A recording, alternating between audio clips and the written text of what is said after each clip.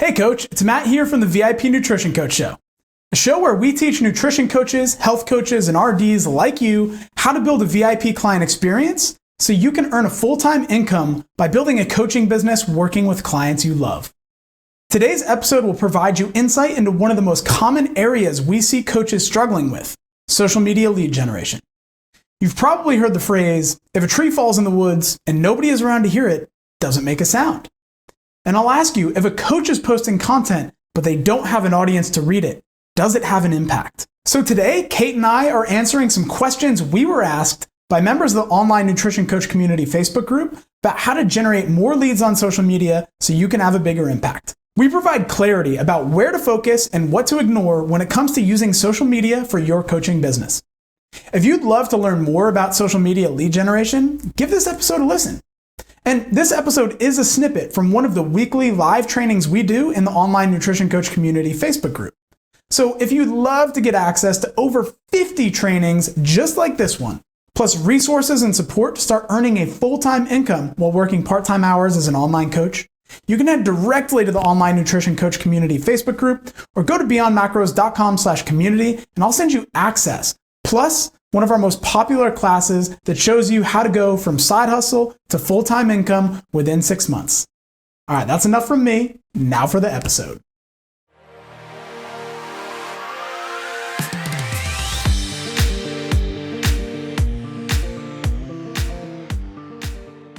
Now, Kate and I, if you haven't met us yet, we were both a couple of years ago just a few nobodies who were working other jobs, staring at our computers, trying to figure out where are the clients. And over time, we finally learned how to build businesses. Between the two of us, we've built 4 multiple 6-figure businesses. Together, we've built a 7-figure coaching business. But the thing is, we were in your shoes. We were trying to figure out how to build these businesses in the gaps between our other jobs, our other work. And I always talk about how for Kate, she did it as a mom, so she gets like 5 extra gold stars above me because I just did it as a recent college grad. So that's us. And the thing is, we know it can be a real struggle to get your business off the ground. And then once you've got some clients coming in, you tend to hit some bottlenecks in terms of, okay, I've got a bunch of clients, but if I bring in more, things are going to break. So what we do is we go live for a coaching call every single Wednesday at 5 p.m. Pacific, 8 p.m. Eastern. And we teach you things like lead generation, providing a VIP coaching experience, sales, and we show you what is possible with your online coaching business. Because just last year in 2020, during a global pandemic, when everyone was saying it was the worst economic conditions since the Great Depression, we helped 50 coaches replace their income and become a full-time online coach and follow their passion. And our goal this year is 100 of you. So this is one of the many ways that we offer you support on that path to making your passion of coaching online into your full-time thing. So without further ado, let's dive into what we've got for you today. He's been asking questions in groups and gathering pain points from his potential clients, but I'm not sure what he should do with all that information or how to turn it into content that speaks to his client. You're taking their pain point, like what they said, and using their exact words in your post, and you're telling them why you know what they're going through and how you have the solution to their pain point. This is like one of the best ways to connect with your soulmate client, to build trust, to add value, and to have them reaching out to you for support. And the other thing is now you've got this gold mine of market research. And so you might be able to see based off of what they're struggling with, Casey, like if you can ask yourself, it's like, okay, if somebody is struggling with, they feel like they've lost all this weight and they're terrified of gaining it all back. You might have gathered some other information that tells you like what they are struggling with, like why they think they're going to gain it all back. Maybe they are like, oh, I lost all the weight, but now I'm snacking more. And then you might realize, oh, well, maybe I can show people how I'm snacking and how I'm doing it in a way that's not going to lead to rapid weight regain. If you kind of imply from what they're saying, you can start to learn some of the things that they might want to learn more about. And you might be able to create some educational material around it as well. And if you can tie your story into the educational material, instead of it being like, here's 3 recipes for, healthy snacking, it's like, here's 3 recipes for healthy snacks that really helped me, curb my hunger and were really helpful for me on the go. Then it's a bit more tied into your story, a bit more relatable as well. Mm-hmm. Yep. Exactly. You can relate to them. You've walked their path, and you've come out on like the healthier end, right? So now they know that you're relatable, and they know that you have the answers.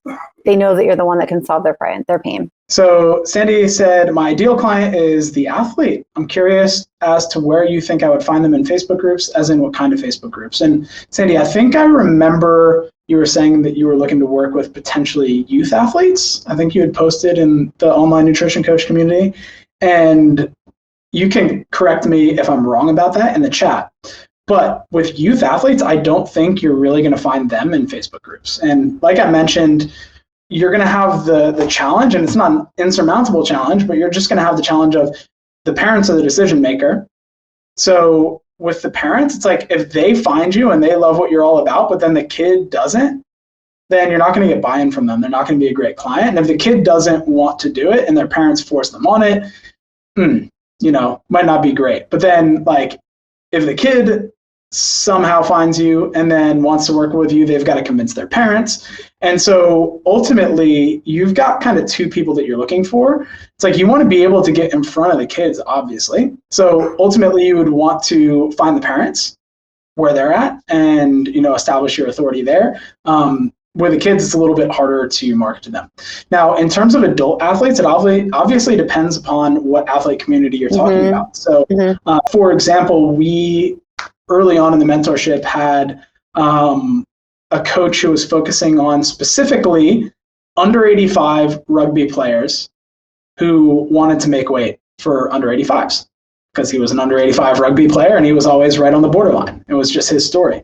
And so for him, he was talking at other rugby clubs. He was, in other groups. He was networked with other coaches and other players and got the opportunity to get in front of them. And then also, he was able to, because it's a team sport, if he got one person on the team who was an under 85 that was struggling, he created a community of under 85s who were looking to make weight. And so ultimately, it was really easy for him to have this network effect. If you're talking about adult team athletes, then getting in with one or getting in with a coach gets you access to all. And so it's actually got a really strong network effect for you. So my recommendation is you've really got to network. If you can network into some of these groups, that's going to be way more effective. But yeah, I do think it depends on the sport, because ultimately, if you're specific about what athlete or what sport or activity you're serving, that's going to help you narrow which groups you're targeting on social media. Yeah, exactly. And like Matt said about networking, come up with like maybe 3 or 4 talking points that you could actually go in and see if you could be a guest speaker in those groups, which would be amazing. You can go in and talk about one thing to add value, and then it gives them the opportunity to find, follow, and connect with you online. Yeah, so Sandy, with the coaches and the group situation, again, it 100% depends on what type of athletes you're going after. Because athletes in general, it's like there's going to be groups that are around every different sport. So I think, being a little bit more specific is going to be the most important next step. Yeah, agreed. Last question that we've got so far for today. What type of posts should I focus on? Lives, pre-recorded video stories, written reels, so on. So the easiest way is a mixture, right? And like see what you get the most engagement on. Facebook loves live. Facebook loves live video. And you just need to rip the Band-Aid off and do it. Like really. Facebook loves live. And live's great because you get to interact with your ideal client. You can answer questions. And they're just really fun. And people get to see, you guys are here. You get to see our personalities. And then you just get another way to connect with you. Plus, as important as like writing text copy is, it doesn't convey the same tone as a live video does. People really get to see who you are working with you. So I would say definitely a mix of, like, definitely throw some lives in there. If you are going to do a pre-recorded video, those are okay. But the thing is that you need to make sure that it's like an embedded video, that you're uploading it directly. Because if you're linking it to like YouTube or something like that, you're going to need to maybe like screenshot it and then drop the link in the comments, because Facebook doesn't like links that are going somewhere else. So anytime that you're posting links, make sure that those links are dropped in the comments. Copy is super important for, like text copy. You want to make sure that you're doing those. For stories, stories are definitely getting more ground, and reels on Instagram. Like if Instagram is your main platform, reels are really like where it's at. Reels are getting a lot of views right now, a lot of views. The thing is that and views are important, right? Like we want those views, but I have to say this, even if you aren't getting that many views on your pages or on your reels, on your lives, so often it's the lurkers who never engage with your posts, but they see them, and they're the ones that will reach out to you privately. Think about it. Health it's so personal. And when you're calling people to action, to comment, to share what they're going through, not everybody's in a place to do that with you yet, or to do that publicly, right? So just because you're not getting that type of feedback on your post doesn't mean that they're not valuable, and that people aren't always watching you. So whatever you can do to connect with your soulmate client and provide them value, text copy, live videos, trainings, recipes. I don't know if I've actually shared this with you guys or not. Maybe I have, but a while ago. I did a live video on making keto chocolate chip cookies. And I swear to you, I had 15 people sign up for my group coaching program from that live video. Keto chocolate chip cookies. Oh, by the way, they're really awesome. So like, make some cooking videos, but whatever, just show your personality. So it really could be anything as long as your soulmate client is connecting with it. But if you're on Facebook, lives, text copy, and then if you're on Instagram, make sure you're using like stories, reels, and you have, a tile post. Yep, I wouldn't really add too much to that. I will throw the nuance in that something I've noticed is Facebook is smart. All of these platforms are smart, and they don't want you to take people off their platform. So the problem is with links, period, even if you try to sneak it into the first comment, which used to work, that actually will still kill your post reach.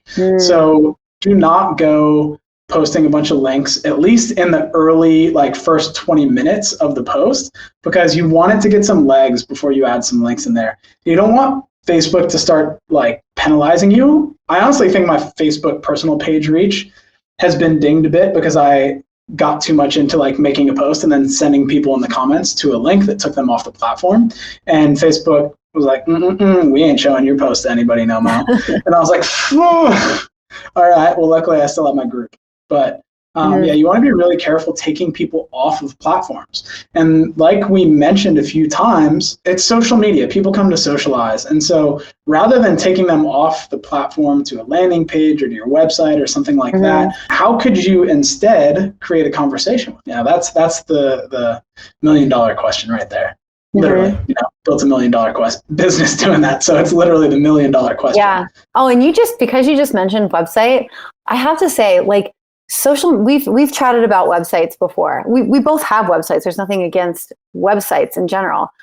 But do you really need one? Is that going to be the make or break to your business? No. And your social media it can function even better than your website. It really can. I mean, you can post like your lead magnets and all those things up on your social media. But what social media is great for that a website is not, is actually interacting with your clients, with your audience. And look, unless you've got like a chat bot running on your website, which are such a pain, but like, unless you've got something like that and you're constantly interacting with them, there's really no interaction on your website, but there's so much interaction on social media. That's what it's there for. So skip the website and just be more active on your social. Show up there. Use it. You know what? if you're into writing and like you like to write blogs, awesome. So do I. So what you can do is on, your content creation day, write out your blog for the week, break it apart, and post it on different days. And on one of those days, just show up and read your blog live. There you go. You're going to reach people, you're going to be posting consistently, and you're going to have content done in one day. Yeah, I was actually thinking about that the other day. There's a restaurant group in our area that, like, all of my favorite restaurants locally here on the Sunshine Coast are all owned by the same group. And none of their restaurants have a website. All of them just have their Facebook and their Instagram, and their menu is there on Facebook. And there's actually a lot of really good restaurants in the area that I'm in that don't have a website. If you go to their, like, on Google Maps and you go and you click website, it takes you to their Facebook. So people are actually starting to become more used to and indoctrinated towards social media being that website, that landing page. It still provides similar credibility that having your own domain name and hosting your own website has. So yeah, social media is, it's definitely something to learn how to do, because it's not going away anytime soon. All right, coaches, that's it for today's episode. If you'd like to hear the rest of this training, get access to tons more like it, plus free resources to help you scale your online coaching business, you can head directly to the Online Nutrition Coach Community Facebook group, or go to beyondmacros.com/community to get access. Plus, I'll send you a free bonus training to help you scale your nutrition coaching business without working a minute past 30 hours per week. I hope to see you in the community so I can put a face to the name. I'll see you there. And until next time, much love, legends.